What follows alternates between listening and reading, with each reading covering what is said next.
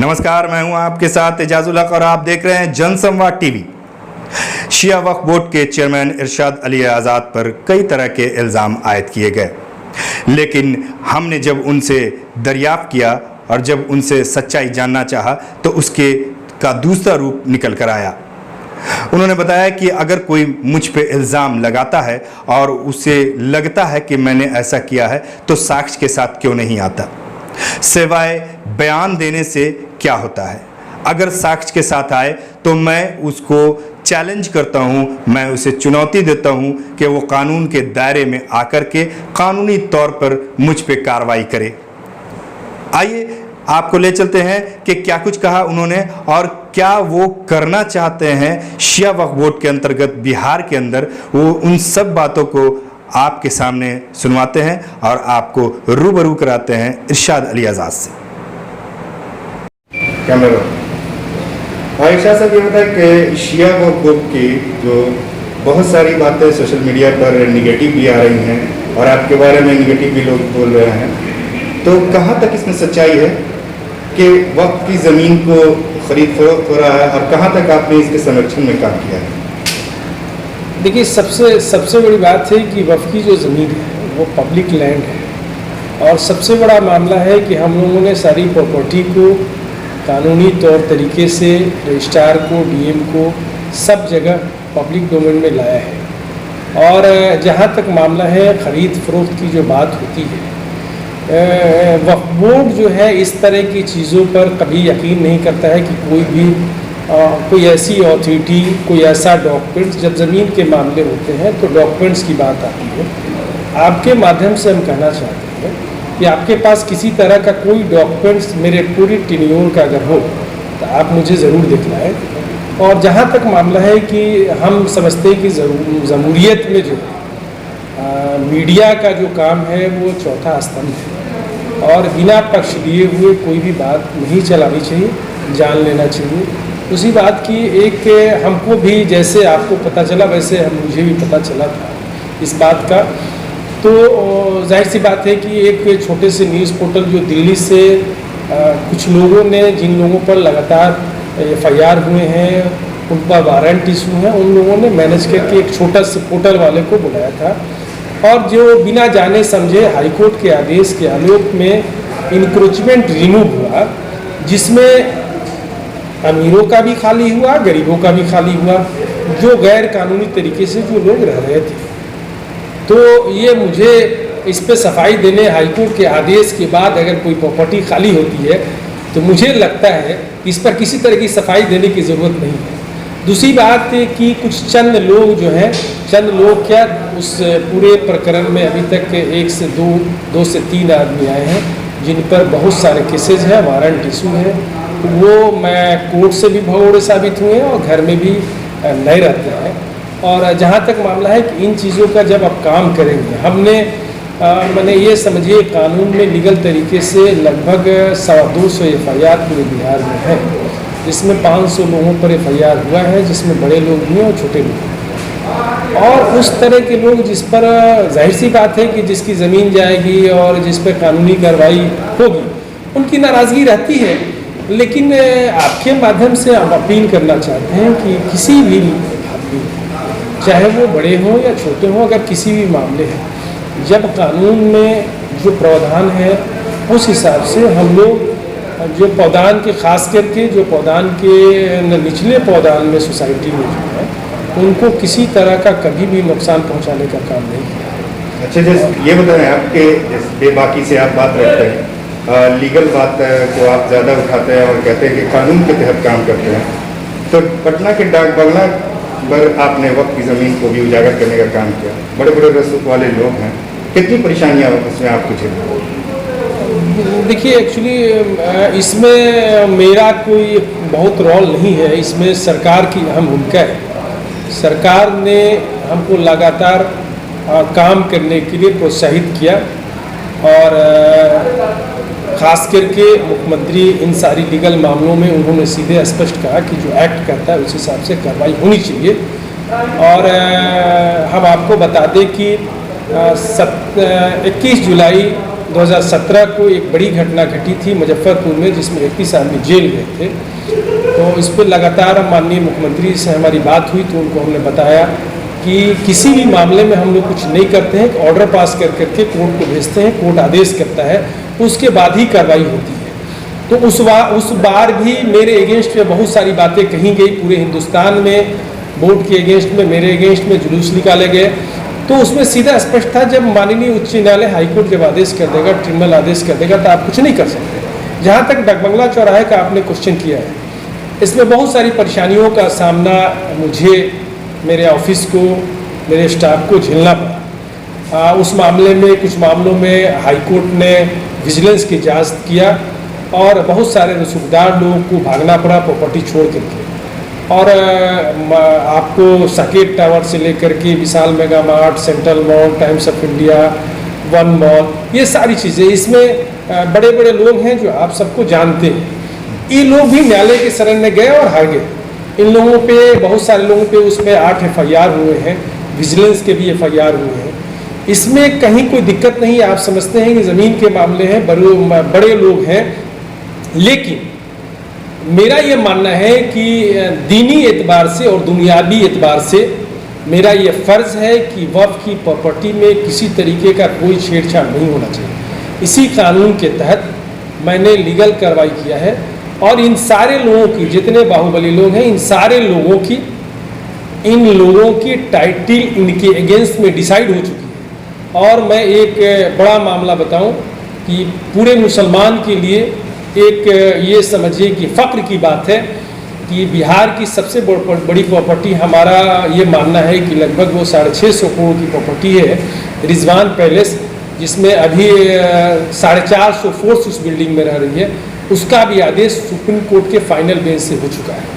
ये इसके लिए ये हम सरकार को, ख़ास करके मुख्यमंत्री को मुबारकबाद के मुस्तहक है।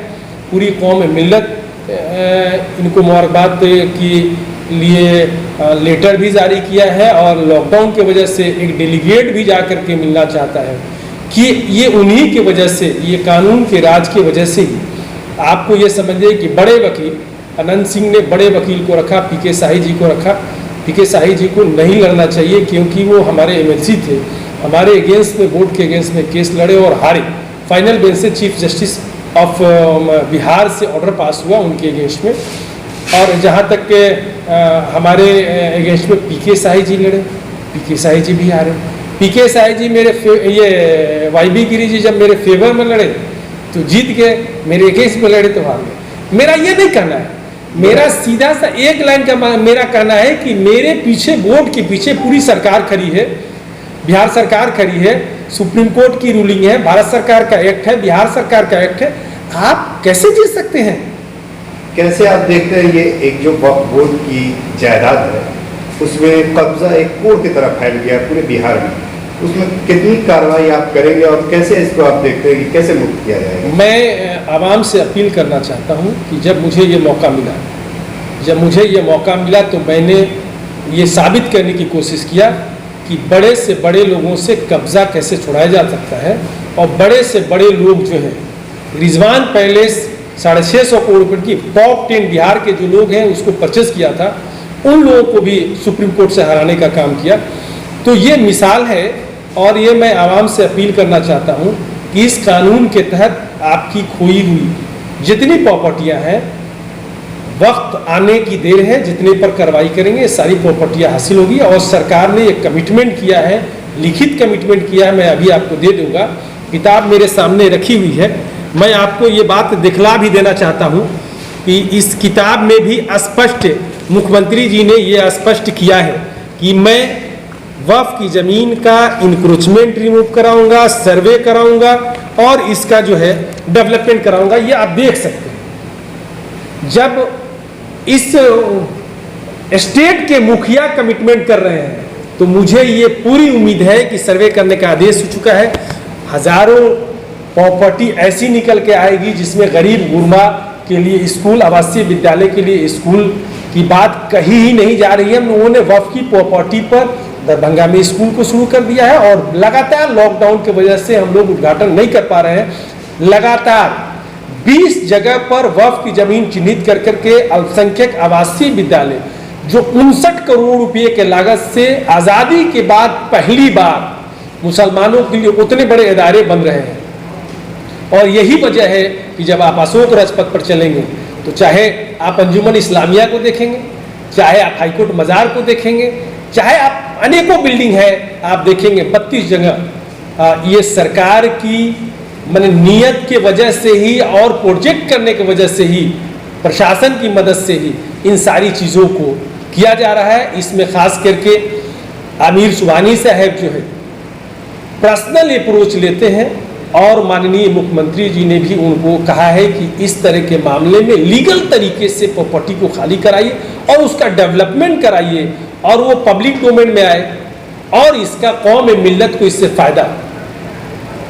इस तरह की लगातार हम लोगों ने कोशिश किया है और कर रहे हैं। वक्फ की ज़मीन को छुड़वाना और पूरे बिहार में इसमें माफिया जो कहा जाए ज़मीन माफिया लगे हुए हैं, तो इस काम में आपको कहीं से धमकी या किसी तरह का थ्रेटनिंग धमकी आपको मिलती रहती है? देखिए इस तरह की बात तो लगातार आती है, लेकिन सरकार के जो मापदंड हैं इन सारे लोगों के लिए, वो मापदंड में कहीं सरकार कंप्रोमाइज़ नहीं करती। लेकिन एक सीआईडी की रिपोर्ट मुझे मिली, जो सीआईडी स्पेशल ब्रांच की एक रिपोर्ट थी, उसमें ये स्पष्ट लिखा हुआ है, 2 पेज की रिपोर्ट थी, उसमें स्पष्ट लिखा हुआ है कि आपने कानूनी तौर तरीके से बहुत सारे इंक्रोचमेंट को रिमूव कराया, तो आपके बड़े लोग जो हैं, बड़े रसूखदार जो लोग हैं, जो क्रिमिनल माइंडेड लोग हैं, उनके जो बाहुबली हैं वो आपसे नाराज़ हैं।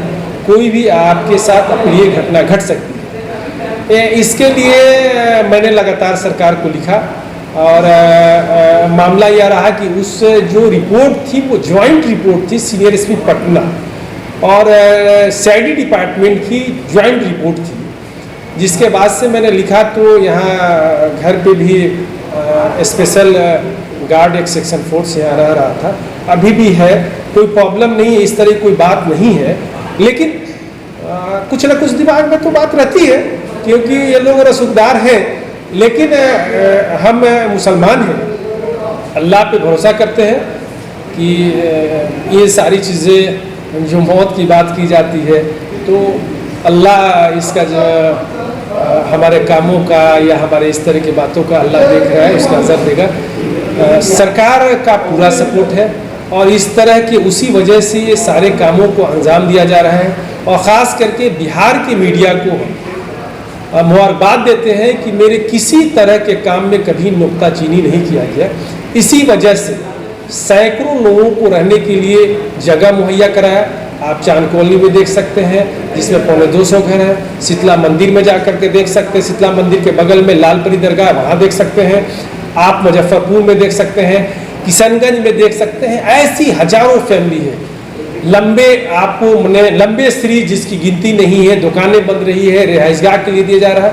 वजह यह है कि भारत सरकार का रिलीज रूल ही ये कहता है या आप किसी वक्फ की प्रॉपर्टी को 30 साल की रिलीज दे सकते हैं।